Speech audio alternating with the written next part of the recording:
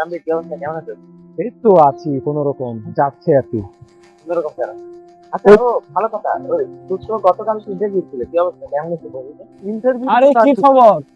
ভালো আছো? সালাম আলাইকুম। আলহামদুলিল্লাহ ভালো। কেমন আছো?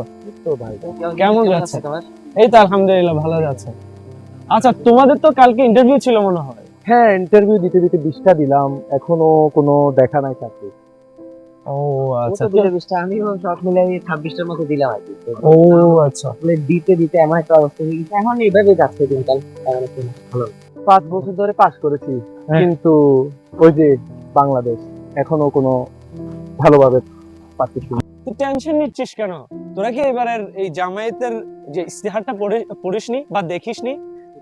ওরা কি বললো যে এইবারে যদি তারা জনগণের ভোটে জয়যুক্ত হতে পারে, তারা তাহলে তরুণদের জন্য পুরো বাংলাদেশ জুড়ে স্কিল ডেভেলপমেন্টের বিশেষ ব্যবস্থা করবে। আরে এগুলো তো নির্বাচন আসলে অনেকেই বলে, আর বাস্তবায়ন করে বে কজনে? সেটাই সেটাই। আরে না না না, এটা এমনটা না। জামায়াত যদি এবার ক্ষমতায় আসতে পারে, তাহলে এই সাবমিট অনুযায়ী দেখা যাচ্ছে তারা কাজগুলো করতে পারলে বিদেশ থেকে, বহির্বিশ্ব থেকে বিশাল পরিমাণে একটি বিনিয়োগ আসবে দেশের মধ্যে। আবার দেশের মাঝেই ক্ষুদ্র মাঝারি বিনিয়োগ তৈরি হবে। একই সাথে আমাদের বাংলাদেশে কর্মসংস্থানের সুযোগ তৈরি হবে। এখানে কর্মসংস্থানের যে কর্মসংস্থান তৈরি হবে, সেখানে তারা চাকরি নিতে পারবে। ফলে আর এত বেশি চিন্তা করতে হবে না, ইন্টারভিউ দিলে চাকরি হয়ে যাবে যদি যোগ্যতা থাকে।